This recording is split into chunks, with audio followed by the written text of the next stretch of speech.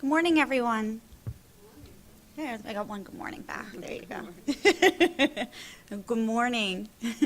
I'm Robin Roebuck. I'm from the Office of the Registrar, and with me today is Mrs. Andrea Rosa, who's also from my office. Today we're going to speak to you about our new digital curriculum management software system. It's from the company that also hosts our new catalog, Smart Catalog. Some of you are probably very familiar with that product as well.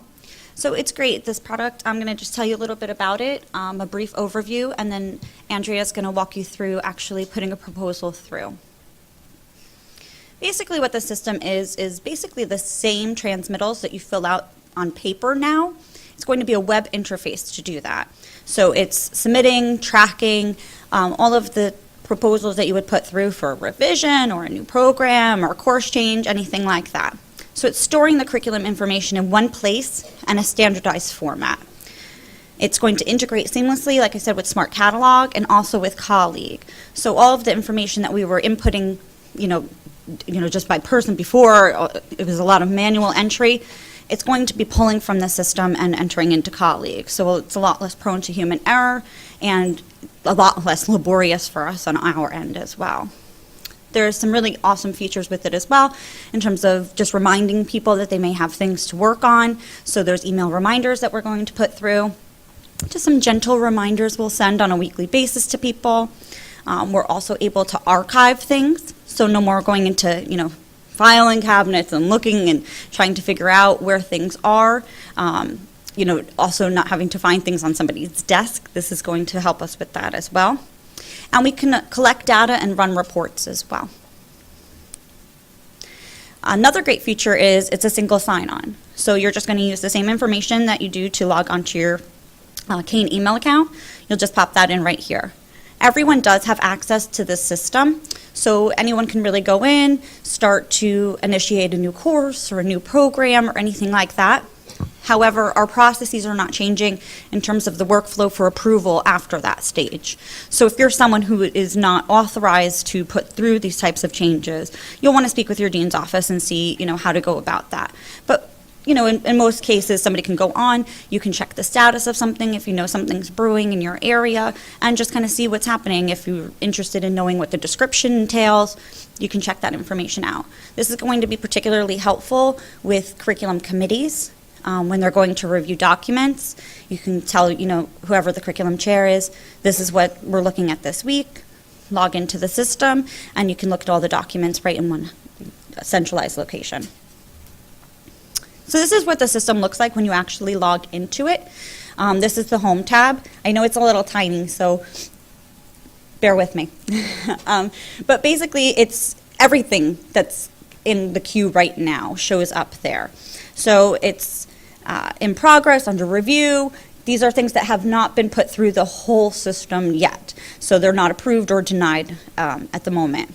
You'll see that you'll have the name of the actual course or the new program, what action has been taken on it thus far. If you see your name here, you need not be worried. This is just a test system. So if you notice anything along the way throughout our presentation that looks different or wrong, please do let us know.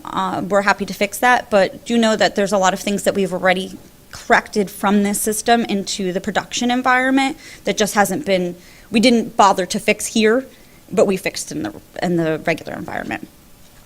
But like I said, so you'll see here, there's all the different types, the workflows, and as I mentioned before, our workflows are not changing. We posed quite a challenge to the developers because we're very unique in how many different ways we process things here. We're very thorough in our reviews, so everything goes through a different process. If you're unsure of where something would go next, you just look in the UCC manual and it tells you exactly where that is. So this is the forms page. So you actually go here, and this is the transmittal. So same thing as you did before. You just go right to the form. Okay, I'm trying to start a new course. You click on that form, go right in. Again, if you're unsure of what you actually need to do for what you're, trying to move forward, go to the UCC manual. It'll let you know what each action actually entails. What we've also done here is we've added some help guides for you too. So the UCC manual is here, as well as on the Faculty Sonnet website.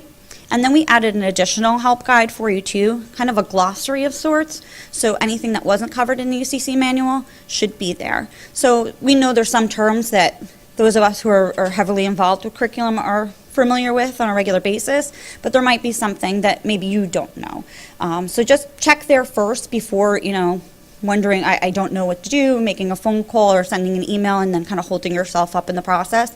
Look there. If you're noticing that there's things that are not in either one of those places, again, please let us know. This is a work in progress for us. We've done substantial testing with it, but we will be piloting this, in the spring semester. So we want to hear what everyone has to say. These are the workflows. So if you click on any one of these items, you'll see just where it goes throughout the process. As I mentioned before, this is not changing. None of this is new. It's going to still go, to the same people, the dean's office, the provost's office, the senate office, UCC, GE, depending on what the action is. So this is the dashboard. This mirrors the home tab, but the great thing about this is we can sort and filter here. And you can also export into Excel from this tab. So this is going to really help us in data collection. You might want to, at the end of a term, see how many things came through your committee or came out of your college. So you can run these reports through this particular area. If there's other fields that you feel would be helpful for you in data collection, let us know. Those of us who were involved in testing felt that these were the most relevant ones. And we didn't want to clutter this too much with that first glance. We figured these were the ones that would be most helpful to you. If you find there's others, we can pretty much pull any field from the forms that we have and put them here too, or include them in a report that you need. So this is the My Items tab. Yours is not going to be as cluttered as this, likely, and you'll see that with Andrea as well. We had some people who looked a little frightened yesterday when we pulled up everything. We're listed as administrators, and that's how we're logging in, so we see everything. If you are involved in the curriculum process, it's likely you'll have one or two items in your queue at a given time, and as long as you adhere to our friendly reminders, you should be able to push them out within a week or so and keep things moving along in the process. And you'll be able to still see where they are in terms of other people reviewing them too. Yes? Not yet. This is still the test environment. So what we're doing right now is we did a presentation yesterday, one today. We're going to take all the feedback that we've received, go back, just make any changes that we need, and then probably go live within the next week or two. Yes, we'll send an announcement out. One thing to mention as well is anything that went through the 120 credit mandate is still going to go through that process that it's been going through. So anyone who's involved in that, you know how about the drives and all of that stuff. If you don't know what I'm talking about, consider yourself lucky, and we won't get into all of that. But we're just going to keep moving with all of that process the way it is, and then any new proposals for spring 19 we're going to put through the system. This is the archived proposals area, so anything that goes through this process, whether it's approved or denied, it's going to appear here. So like I said before, this is going to be a great feature for us as we really start to get into the system and have a lot of things there. So if you're looking for something, you no longer need to go to the Senate office and go filing cabinets and try to figure it out. Once we start to get more items in here, we're going to start, we're thinking anyway, as long as things go the way we expect, we'll start to categorize them by college and then by year. If we find that there's a better way to do it, then we'll go forward with that. But we're thinking right now this is probably the easiest way to retrieve items, and we'll see how that goes. So when you want to submit a proposal, you're going to select the form type. You'll complete the form as you're guided to do so. It's really quite simple once you get into that. It's just like any other kind of online form. You answer this question, it tells you to answer that question. There might be some skip logic involved as well. If you answer no to something, it might skip you to 2 questions below. If you answer yes, there might be additional things that you need to answer. Certain forms may also refer you back to the UCC manual for additional action. So there might be something like discontinuation paperwork that you would need to complete as well, in addition to something that you're putting through. So if you're putting a new program through, it's replacing an old program, we might go to actually do that as well. So just make sure that you read the fine print at times, but we've really tried to make that clear to everyone so that you don't have to really read every tiny little piece, but that you're introduced to those resources. You, like I said, you might also have to go back to the quick reference guide too to just check out terminology to make sure that you're understanding what the question is that we're asking, if the answers that are there are not really guiding you properly. So a lot of the questions have drop downs. You'll see that there. But if it's, an open text, definitely check out the guides that we have for you. You may also need to attach items to the forms, and we have that ability at the bottom of any form. So that can include, assessment or accreditation information, SLOs, a curriculum sheet, formerly known as a guide sheet, and maybe something else too. You might have, depending on whatever the action is, you might need a course outline or something like that. So just keep that in mind. There are areas in a lot of the forms to put text in them, but that can get very tedious to have to write everything over and over again. So you might want to just say, see attachment here, and then attach whatever you may have. So when we were speaking yesterday, we had a couple of the curriculum chairs for the UCC and Senate and a couple of other committees. The preferred attachment method is Word document, just because those can be more easily edited. But if you have a PDF, that's fine as well.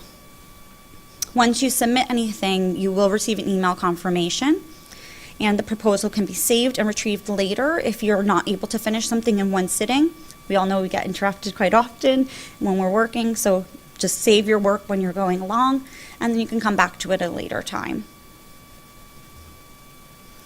There's also an audit trail once you've submitted something, so you can see as you go along what action has been taken at any given stage.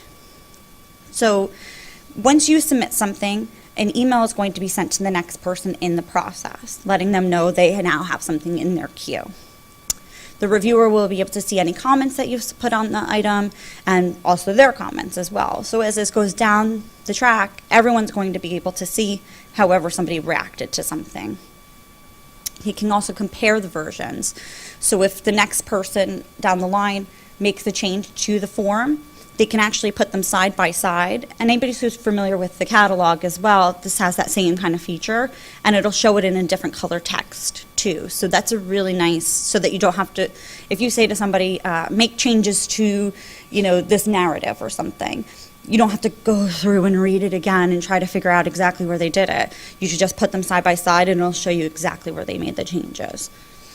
It also has the ability to move things backwards and forward so that if there is a problem, like I said, you could just return it back to the sender, let them know this is what happens. What we're supposing is going to happen is everything will be returned to the person who submitted the proposal in the first place. So that really is how we do things now.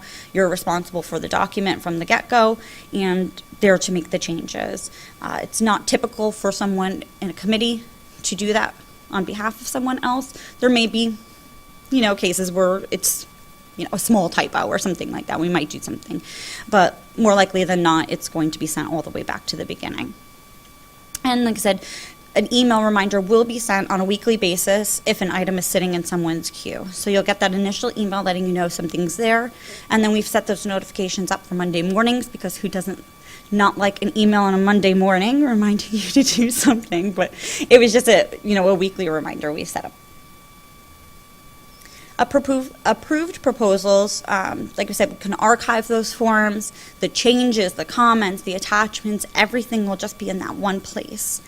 Once we approve something, and that shouldn't just be approved courses or programs, that information, like I said, once we say go, we can import it into Colleague. So everything will be there for us. So we've added a couple of fields on the forms, very minor, that allow us to have all the information we need in Colleague. Yeah. It's at this point that the whole system bogs down now. There's paperwork, somebody has to sign something. Right. Are these pieces? Yes. So what we've done is we've worked into the workflows the people who are at each stage, given whatever the workflow may be. So like I said, we have about 22, I think, different workflows here for each different action. So at each of those stages, we've assigned a designee, if you will, to those. So we have, all of the deans, we have all of the curriculum chairs, all of that. So when you put something through, the system knows where it should go next. It notifies that person. Once they hit the approval button, it knows now who goes next. So it's just giving that approval. There's no more paper signatures, anything like that. It's not, I sent it into office or I hand delivered it, now where to go. I sent it 2 weeks ago. We have the whole trail. We know exactly, there's more accountability, and we're able to move things through the system more quickly.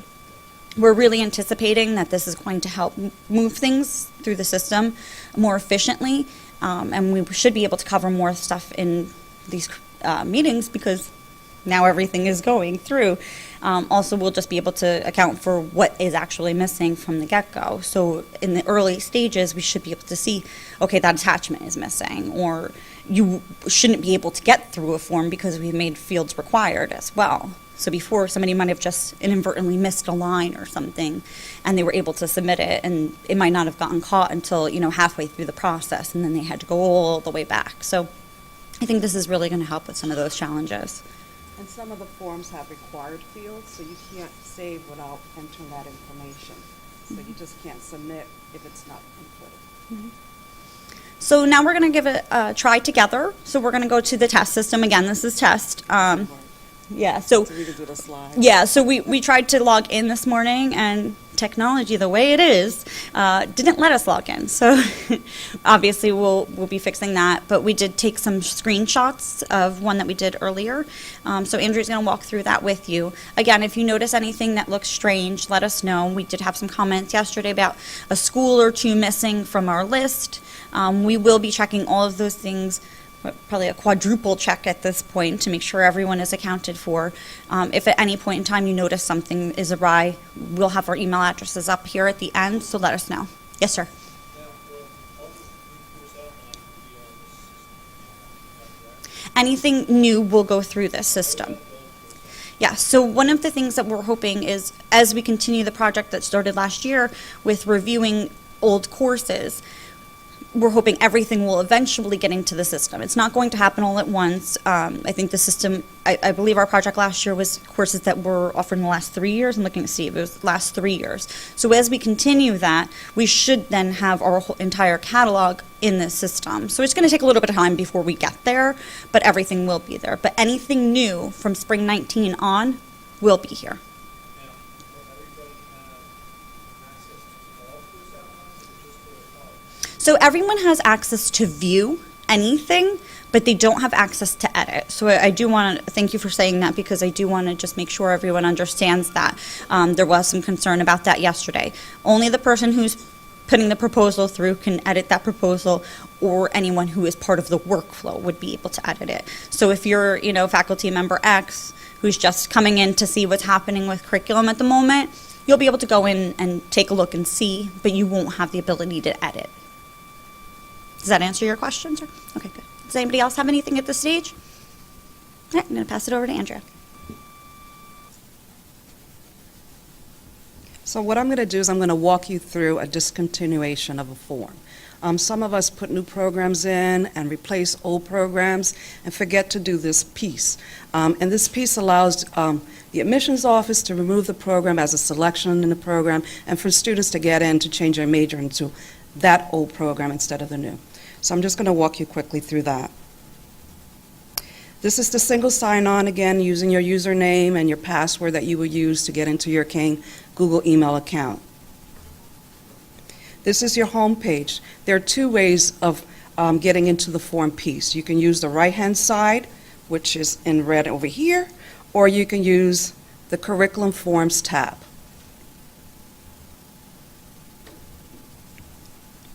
So for this example, you'll click in Program Discontinuation Form. Then there's a Select Program Discontinuation pop-up that will come up. So then you would select from the drop-down menu. Again, all the programs are fed from the catalog, Smart Catalog, so anything that's on there, you'll be able to feed it into the system. So let's say if it was an undergrad program, then you select undergrad. Graduate catalog, it will be a graduate catalog, a program underneath the graduate catalog. For this example, I choose a graduate catalog, being that it's a graduate program that I'm trying to discontinue. Then it has a second drop-down menu. You'll click the college, programs by college. Then you will select the third menu. You will select the college that is housed in. And the last, you will select the school or department that is listed under or housed in. For this example, I used the English Writing Studies Master's Program to discontinue. Once you have completed and fulfilled all these sections through the drop-down menu, you will click on the English Writing Studies to confirm your decision or to confirm that this is the program that you would like to discontinue. Then it will bring you up to the contact information, and you would just fill it in as though you were filling in a paper form, but now you're typing it in. Your name, your phone number, your email, the school, your department, etc. Then it will ask you two questions afterwards. Does this discontinue impact another department or school? So if it does, it will then bring you up to another pop-up menu for you to indicate what other departments will be affected by this program. So if you're discontinuing a program, you have to let us know, and it's part, let's say if you had a course, it was a management course, and you're using it on a particular program other than the one you're trying to discontinue. You have to indicate those so that that department will then get information to say that this program is being discontinued, and perhaps you won't need those resources any longer for that course. The same goes to the program discontinue impact another college. If you select yes, the pop-up menu will come up, and you will select those departments that are being affected by that information. If you select no to both, then it will move you on to the next question. I just want to mention, this is something at this point, this would dictate where the workflow goes as well, because this would send us to a second D. So this is really important to answer these questions properly. If you answered no, it would go to only your dean.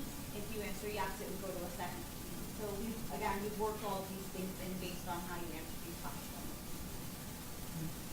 Afterwards, if you say no or you say yes, it will bring you up to the next question to say select the program type and proposed action.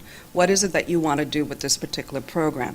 For this particular example, it's going to be a discontinue of a graduate program, and the proposed action will be a degree program.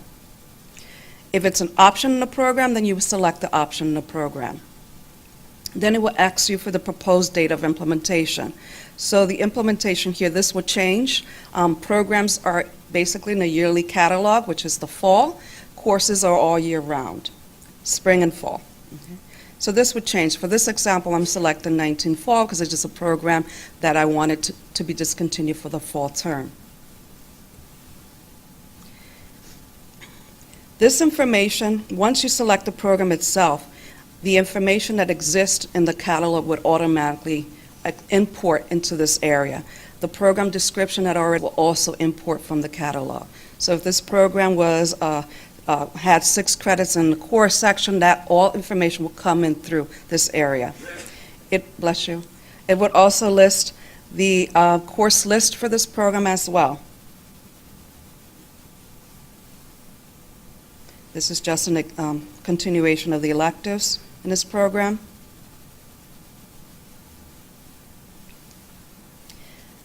A continuation of the requirements of the program.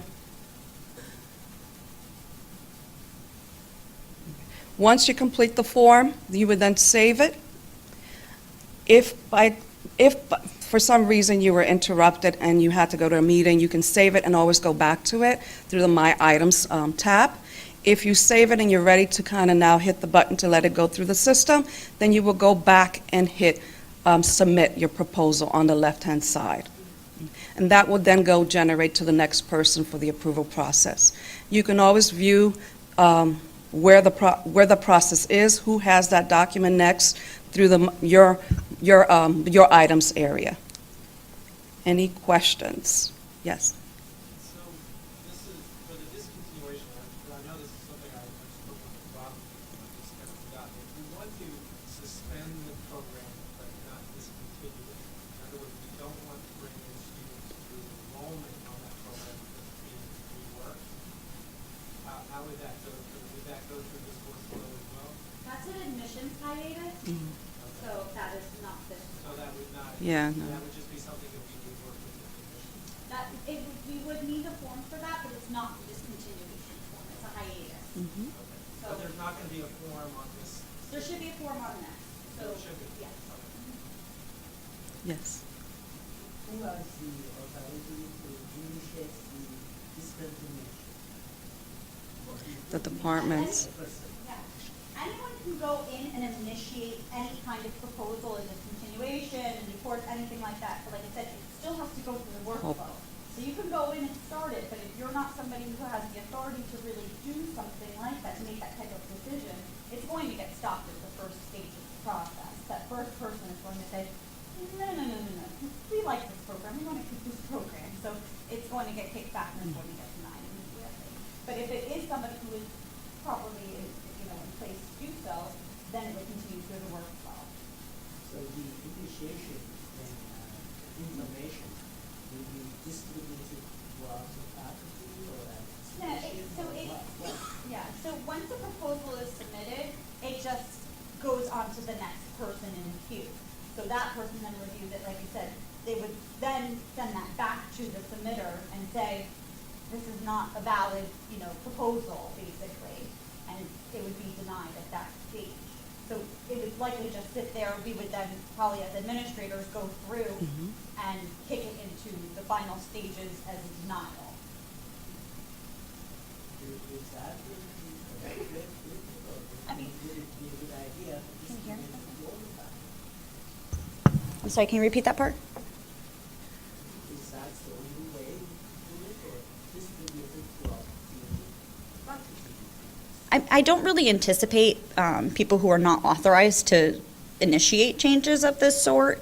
I suppose we could reevaluate our process if that does become a problem, but as it is now, most of the time these processes are pretty regulated and the right people are initiating them. If we find that going from paper to the electronic format changes that, like I said, we'll definitely review our processes, but at this stage, if somebody who is not authorized puts a proposal through, like I said, it's going to get kicked back at the first stage. It's not going to be able to move any further than that.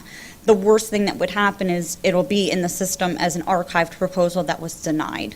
So I don't anticipate problems from there. Is that what your concern is, or did you have a further problem with that?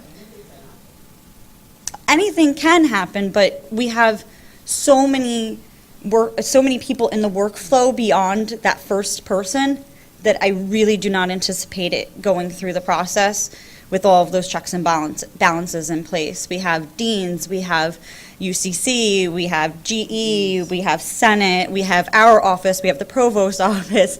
So through all of those people, I'm pretty sure.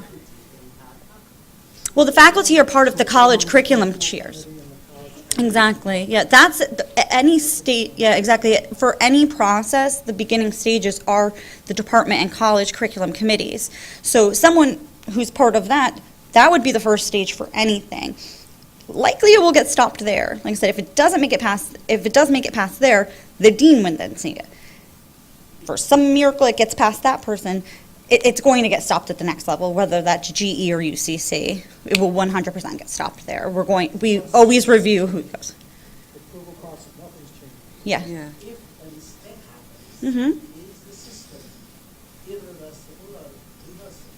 Well, it's not automatic. So when something is approved, it doesn't automatically just go into colleague. We, as administrators, still do need to push the button and say, go, and then it imports. Nothing is going to happen automatically.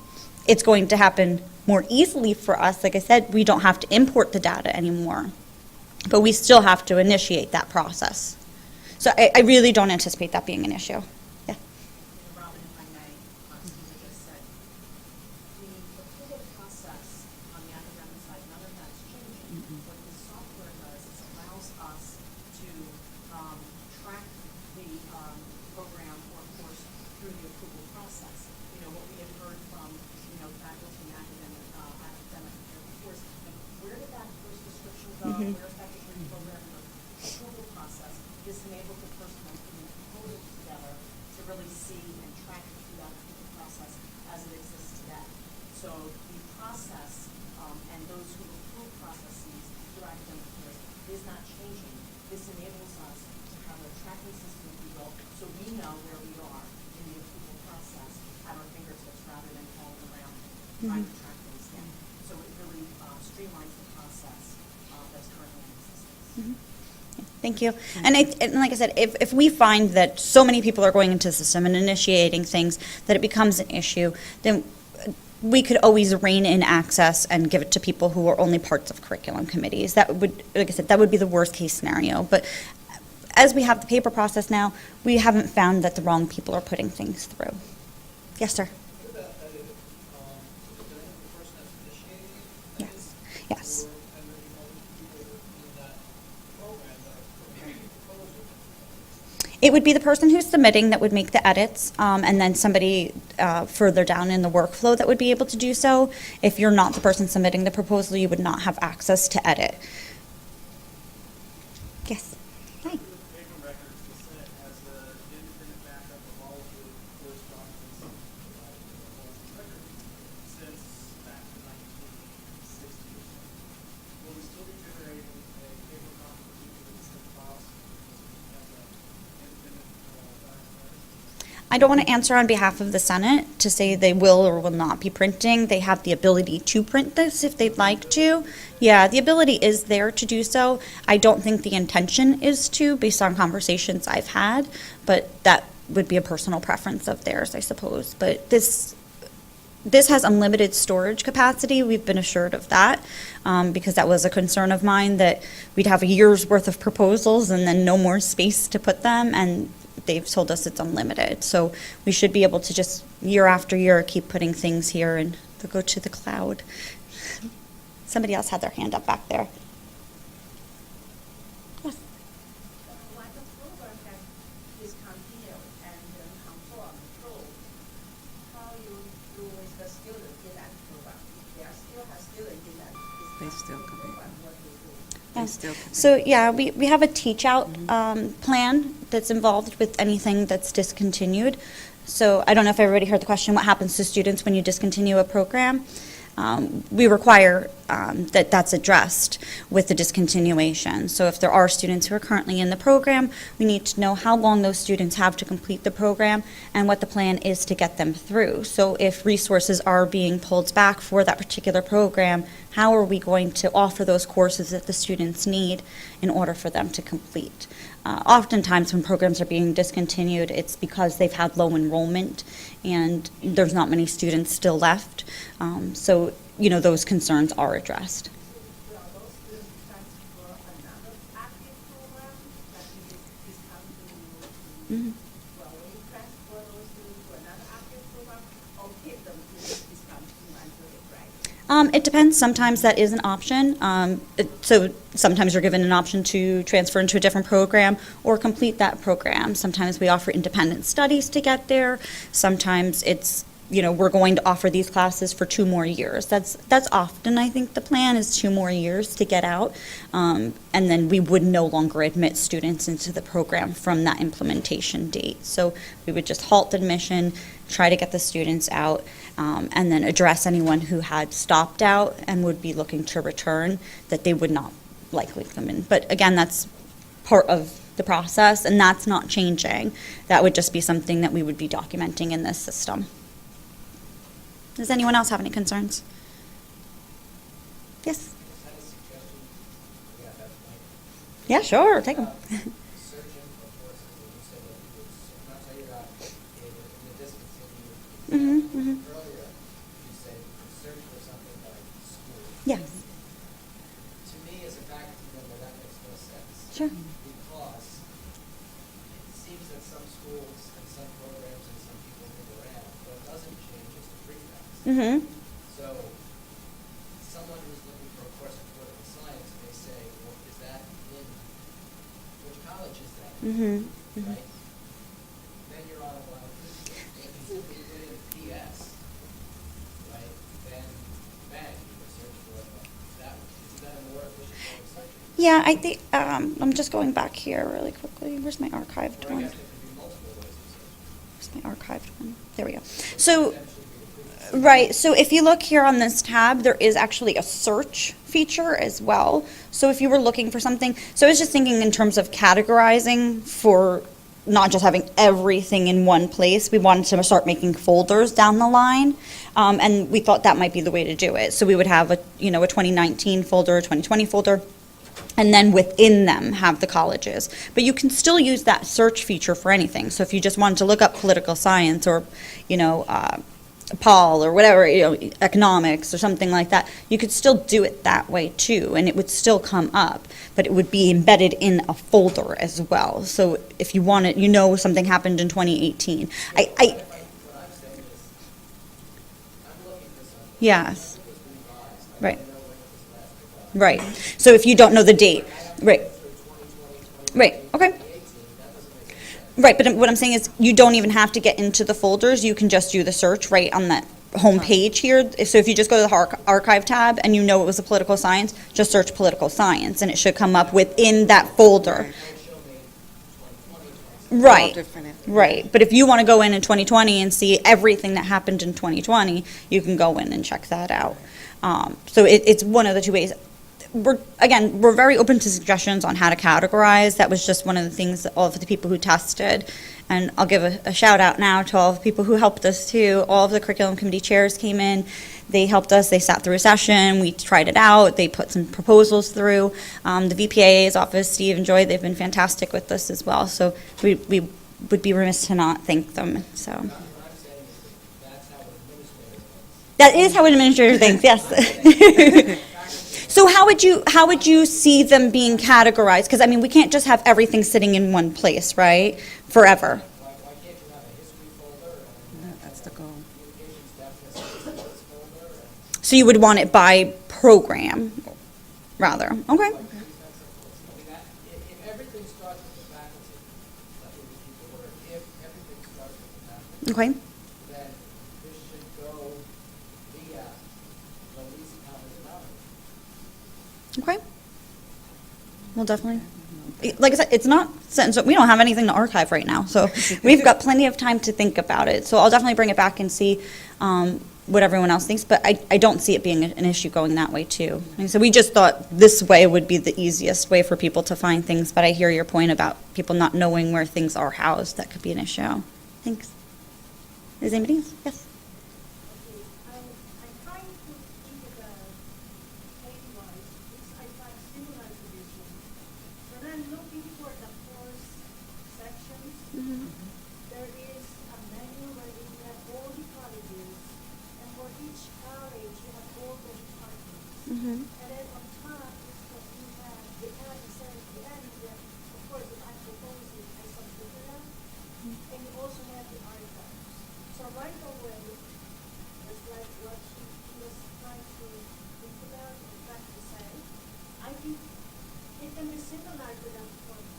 Okay. Where you can easily access the field based on the department, based on the college, and based on the class that are needed. Thank you. Thank you. Anybody else have anything? Oh, do you want to do another example? And then we have some time. We can show another example. Would that be helpful, or does everyone feel like they have it? I'm getting nothing. Nods, shakes, thumbs up. I got one thumbs up there. Yeah. I'm sorry? You want to do a course? Yeah. We could do a course example See if I can get too. in So there. we have that. Gotta see if I can get into the internet. I don't Well, we have had that. one. Didn't you have one I too? have the program, Oh, okay. not that one. Let's see if it's cooperating with us now. We'll get in there.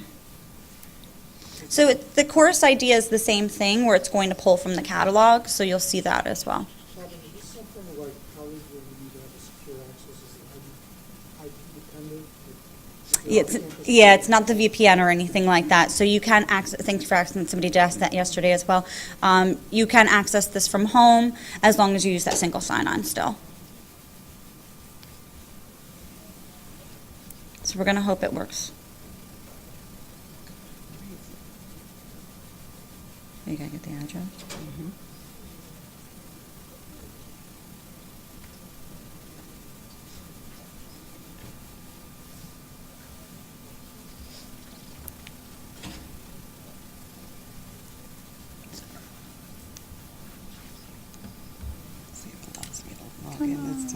think I can Everyone do cross your fingers for us.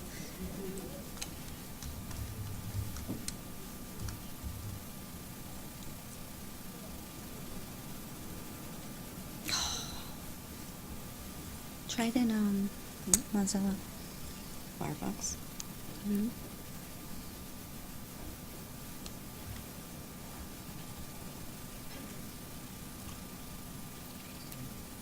Still the same thing. It worked yesterday so perfectly. I know. Let's try it one more time. Wonder if I don't have to sign in, would it let me do it? Yeah, try that. Of course, just of course. That's good time. Maybe I can do it without it? No. No. I'll try to log in from there now. Guess it's me. I'll give you that.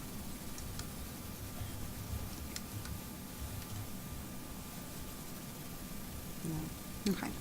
All right, so we're not able to get into the system. I apologize for that. We did try to account for system problems with the PowerPoint, but if anybody has any additional questions, please let us know. We'll put our contact information back up here. But like I said, it's a pretty simple system in terms of it guiding you to the next step.